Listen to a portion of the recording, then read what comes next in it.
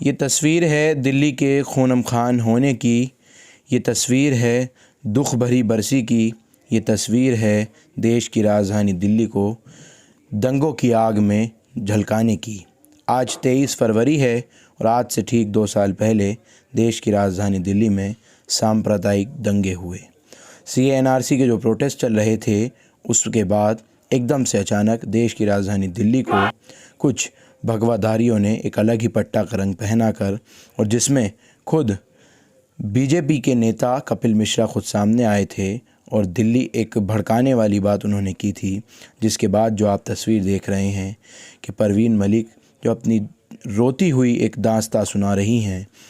जलती मस्जिदें देखीं लोगों ने, जलते मंदिरों को देखा, टूटते मकानों को देखा, तड़पते हुए लोगों को देखा। ये तस्वीर अशोक नगर की है।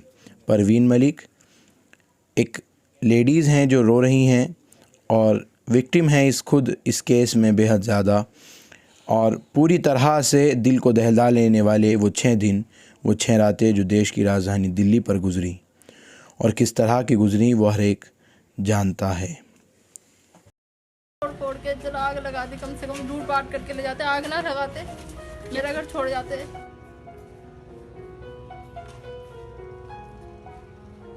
क्या लूटा है? और सब चीजें थी मेरे घर में, क्या नहीं था। बाइक बाहर निकाल के आग लगाई, वॉशिंग मशीन बाहर निकाल के आग लगाई, टीवी में बाहर निकाल के आग लगाई है, सिलेंडर ले गए, 2 सिलेंडर थे, बेड था, इतना सामान था मेरे घर में। आपके पति क्या काम करते हैं? ऑटो चलाते हैं। तो अब आप कैसे बनाएंगी ये घर सब दोबारा? वही तो इसी वजह से तो रोया जा रहा है। और किस लिए रो रही हूँ मैं किस तरह बैठूंगी, क्या करूँगी? इसमें पैसा लगा के जब तो ले सकती हूँ, इसमें कैसे पैसे लगाऊंगी? एकदम कहाँ से पैसे लगाऊंगी? जो थे घर में थे पैसे। अभी किधर रहेंगी आप जब तक ये घर नहीं बना? अभी तो रोना आ रहा है, अब तो कहीं नहीं रह सकती, कहाँ जाऊंगी मैं? अभी तो रोना आ रहा है, कुछ नहीं है अभी सोचा भी नहीं कहाँ जाऊंगी। अभी तो इसको देख देख के कोई आईडी मिल जाए, लेकिन जले में आईडी मिल रही है, कुछ नहीं मिल रहा है इसके अंदर। सब कागज जल गए? सब जल गए। बच्चों के डोमो, बच्चों के सारे कागज तैयार करवा रखे थे। एक लड़का मेरा BA कर रहा है, उसके कागज थे सारे मैंने तैयार कर रखे थे। बच्चों की अलग अलग फाइलें बना रखी थी। बच्ची कह रही मेरे 10वीं का रिजल्ट भी इसमें ही था, 12वीं का भी इसमें ही था। मैं कहाँ से लेकर आऊँगी? मैं बनवाऊँगी, क्या करूँगी? आधार कार्ड, पहचान पत्र, लाइसेंस वगैरह सब उसी में थे घर के अंदर। कंबल भी नहीं है, सारे कंबल जल गए। सोएंगे क्या? ओढ़ के सोएंगे क्या? बिछा के सोएंगे? सारे बिस्तर जल गए, बेड जल गया, बेड के अंदर सामान था, सिलेंडर ले गए, बर्तन सारे भर के ले गए, क्या रह गया? कुछ भी नहीं रह गया। ये भी नहीं रहा कि साफ सफाई करके मैं रात को सो जाऊँ नीचे बिस्तरा करके, चटाई वगैरह डाल के। अब तो कुछ भी नहीं कर सकती इसके अंदर में, कहाँ से लाऊंगी? इतना पैसा मेरे घर में था, सारा पैसा, सब पैसा ऐसा सब जल गया। हर तरफ अपनी ही दास्तां सुना रहा था। उसी में से एक हैं खुर्शीद आलम। अशोक नगर में रहने वाले इनके घर को भी उसी तरह से निशाना बनाया गया जिस तरह से परवीन के मकान को और परवीन को निशाना बनाया गया। हालात इतने ज़्यादा बिगड़ गए थे, लोग मकान छोड़कर अपने गांव वापस जाने लगे थे और देश की राजधानी दिल्ली पूरी तरह से दंगों में जल रही थी। ढूंढ रहे थे तो उन नेताओं को जो चुनाव के वक्त बड़े बड़े वादे करते हैं। और इस पूरे जो ये एक पूरा सांप्रदायिक दंगा हुआ, 53 लोगों की मौत हुई, 400 से ज़्यादा लोग गंभीर रूप से घायल हुए, खरबों रुपए की संपत्तियों को नुकसान पहुंचाया गया और 750 से ज़्यादा FIR इस मामले में दर्ज की गई। हज़ारों युवा नौजवान इस पूरे 750 मुकदमों में गिरफ़्तार हुए। आज भी गिरफ़्तारियां होती रहती हैं। और एक पार्षद आम आदमी पार्टी के ताहिर हुसैन, जिनको इसमें पूरी तरह से गुनहगार बनाया गया, हालांकि वो कई मामलों में पूरी तरह से अब बेगुनाह साबित होते नज़र आ रहे हैं। और कोर्ट ने लगातार फटकार लगाता रहा है दिल्ली सरकार को और दिल्ली पुलिस को कि उनकी किस तरह की इस पूरे केसेस में भूमिका रही है। सुनिए खुर्शीद को। वो हज़ारों से आदमी जाते हैं, हम बचाएंगे तो हमारे भी पत्थर मारेंगे, हमारे दरवाजे तोड़ेंगे, हमारे घर में भी। और वो ये पूछ रहे थे तुम्हारे घर में कोई मुल्ले तो नहीं है? कुछ बोल भी रहे थे, दंगा करते? बस जय श्री राम कर रहे थे, और क्या करते वो, और क्या करेंगे वे? सामान का क्या हुआ जो आप पट्टी लगाते गए? वो सारा जला दिया है, कुछ लेके लूट के, कुछ लूट के लेके। आप देखिए अंदर आके इन बल्लियों से गेट तोड़ा है, इन बल्लियों से गेट तोड़ा है।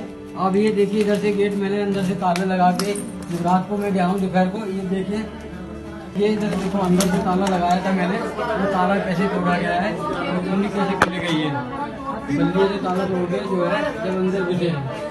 ये वॉश बेसिन था मेरा हाथ धोने के लिए बाथरूम के बाहर, ये कैसे तोड़ा गया, इसकी टोटी सारी गायब कर दी गई है। वो कैसे आग लगा रखी है, देखो कैसे काला हो रहा है। मेरे बच्चे का दहेज था इसके अंदर, अभी आगे कोई बुझाने वाला नहीं आया। क्या कहाँ से हम आईडी लाएंगे, मोदी जी को कहाँ दिखाएंगे, कौन सा आईडी बना रहा हमारे लिए? कैसे बनाएंगे घर भी कैसे बनाएंगे, अब पैसा कहाँ से आएगा मेरे पास? ये देखिए आप, घर कहाँ से बनाऊँ मैं?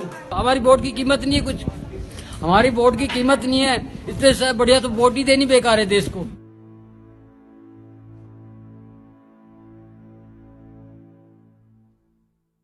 परेशानी पहले से ही थी क्योंकि मेरी सिस्टर बीमार थी। अब ये शालीमार बाग में मैक्स हॉस्पिटल है, वहाँ एडमिट किया और 22 तारीख को उसका ऑपरेशन भी हुआ, तो 2 दिन रखा उसको। 24 तारीख को उसकी छुट्टी हुई। जब छुट्टी हुई तो हमने ओला करी थी, तो यहाँ से फ़ोन किया। जब हम बीच रास्ते में आ गए थे तो यहाँ से फ़ोन किया कि माहौल ख़राब है। जब हम वापस जा रहे थे तो ये यमुना के जंगलों में से ओला वाले को शॉर्ट रास्ता पता था, वहाँ से निकल के उसने हमें गावड़ी रोड पुश्ते पे आ गए। जब पुश्ते पे आए तो वहाँ भी भगदड़ मची हुई थी। अब भगदड़ मची हुई थी, हम डरे हुए थे, सहमे हुए थे। मैंने अपनी वालदा से कहा कि आप बुर्का उतार दीजिए, उन्होंने बुर्का उतार दिया। अब जैसे ही हम नीचे थोड़ा सा और चले आगे को, तो एक रबड़ फैक्ट्री चौक पड़ता है, वहाँ मुझे पकड़ा। लोगों ने हमारी गाड़ी रोकी और पूछा कि भाई कौन हो। मैंने अपना नाम कृष्णा बताया और बताया कि भाई पेशेंट हैं, इनको हम दिखाने के लिए जा रहे हैं। तो उन्होंने थोड़ा सा हमें छोड़ दिया। जब हमें छोड़ दिया तो भाई हम उनका सेफली घर पे आ गए थे 4 बजे, और ओला वाले का बड़ा एहसान माने थे, भाई आपकी बदौलत आपने हमें छोड़ दिया, तो भाई आपका एहसान है। और उसके बाद मैं उसको शॉर्ट रास्तों से ले गया, शॉर्ट रास्तों से ले गया। मेन रास्ते बंद है, वहाँ भीड़ हर जगह उड़दंग मचा रही थी। हम भी डर गए, मैंने कहा यार गलती करी हमने, घर से निकल आए। फिर भी शॉर्ट रास्तों से मैं उसको गोकलपुरी फ्लाईओवर पर छोड़ आया। और जैसे मैं वापस आने लगा, करीब 4 नंबर गली के कोने पे वो भीड़, पुलिस बैरिकेड लगे हुए थे, वो भीड़ वहाँ थी और मुझे उम्मीद थी कि मैं पहुँच जाऊँगा। अब जैसे ही मैं रोड पे जाने लगा तो 6 नंबर गली पड़ती है हमारी गली के सामने ही, हमारी गली से पहले। तो भीड़ ने एकदम मुझ पर अटैक कर दिया। भीड़ ने अटैक कर दिया। मैंने कहा मैं तो लोकल हूँ, आप मुझे सब लोग जानते हो। उन्होंने हेलमेट पहन रखे थे बहुत से लोगों ने, और मुझे मारने लगे, पीटने लगे, नारेबाजी करने लगे, वोटिंग करने लगे और बहुत मारा मुझे। मैंने कहा आप तो मुझे जानते हो, मैं तो लोकल हूँ और मेरा नेचर भी जानते हो। किसी ने कुछ नहीं सुना। मैंने कहा मेरा घर भी इस गली में, मंदिर के जस्ट बराबर में, आप उनसे पूछ लो, मेरा घर दिखा। जैसे मैं गली के कोने पर आया तो मेरा घर देखने के लिए, तो वो घर है। गली में सन्नाटा था। मैं कहा अच्छा है तो मुल्ला ही। और पीटने लगे बुरी तरीके से, और लोगों के हाथ में तमंचे भी थे, पिस्टल भी थी, लोहे की रॉड भी थी, और हुटिंगबाजी करते हुए आ रहे थे, नारेबाजी करते, जय श्री राम, जय श्री राम। और उन्होंने मारा मुझे और धक्का दिया, और धक्का देते ही मेरे ऊपर फायरिंग कर दी। मुझे ये याद है कि और ये इसको लेके भी टारगेट कर रहे थे, क्योंकि पहले तो हम तुम्हें डिटेंशन सेंटरों में डालना चाहते थे और अब हम तुम्हें काट के ही डालेंगे और यहाँ से बिल्कुल सफाई करेंगे तुम्हारी। यहाँ सिर्फ ये हिंदू राष्ट्र है और हिंदू राष्ट्र ही रहेगा। ये मुझे भी जानते हैं और मैं इन्हें भी जानता हूँ। नरेश त्यागी, सुभाष त्यागी और जी उत्तम त्यागी, सुशील जो जाट हैं, और जी नितिन, और जी आज़ाद, इनके पॉलिटिकल कनेक्शन भी हैं। तो ये हम लोगों को प्रेशराइज कर रहे थे कि भाई सत्ता हमारी है तो तुम हमारा कुछ नहीं बिगाड़ सकते, ये ध्यान रखना। जब हम तुम्हारे साथ ऐसा कर सकते हैं तो तुम्हारे परिवार के साथ इससे भी बुरा कर सकते हैं। हर तरीके से टॉर्चर कर रहे थे। और उसके बाद भी होली के दिन हमारे घर पर आए और इतना जश्न मनाया इन लोगों ने, इतना जश्न मनाया कि हम बता नहीं सकते। मैं डिस्चार्ज हुआ हूँ, मार्च को हुआ हूँ, अब तक मुझे कोई एमएलसी नहीं मिला। मेरे पास कोई भी पुलिस वाला नहीं आया और हम तरस गए देखने के लिए। उसके बाद मैं थाने में भी गया, वहाँ मेरी कोई सुनवाई नहीं। उसके बाद मैं हेल्प डेस्क पे गया 19 मार्च को हेल्प डेस्क पे गया तो एक एएसआई साहब बैठे थे, उन्होंने मुझसे मतलब काफ़ी मिसबिहेव किया। उसके बाद फिर भी मुझे मेरी एफआईआर का कोई पता नहीं था, ना मेरे पास कोई भी पुलिस वाला नहीं है।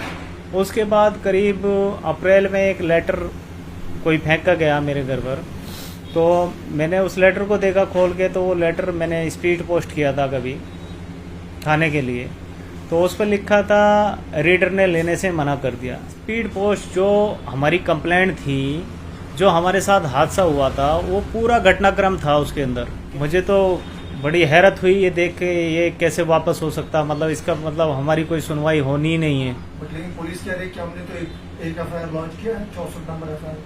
वो तो सर कह रहे हैं कि चार्जशीट भी हमने दाखिल कर दी, वो कह रहे हैं कि चार्जशीट भी दाखिल कर दी। मैंने कहा मेरे बयान के बिना ही आपने चार्जशीट दाखिल कैसे हो सकती है?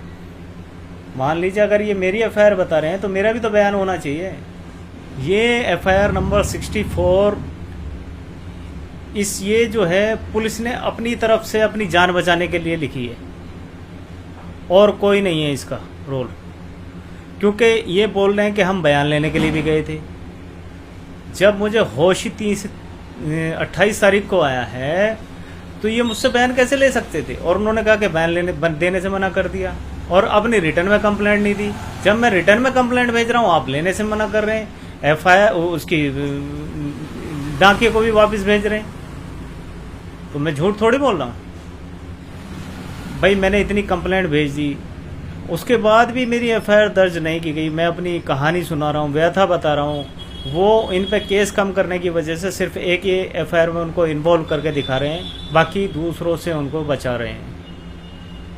और उसके बाद भी मुझ पे दबाव बनाया जा रहा है, मेरे घर आ गए मुझे देखने के बहाने और जी बोलने लगे, कहने लगे तुझे पता नहीं है हमारे बारे में और हम तुझे देखने के नहीं आए, तुझे बताने के लिए आए।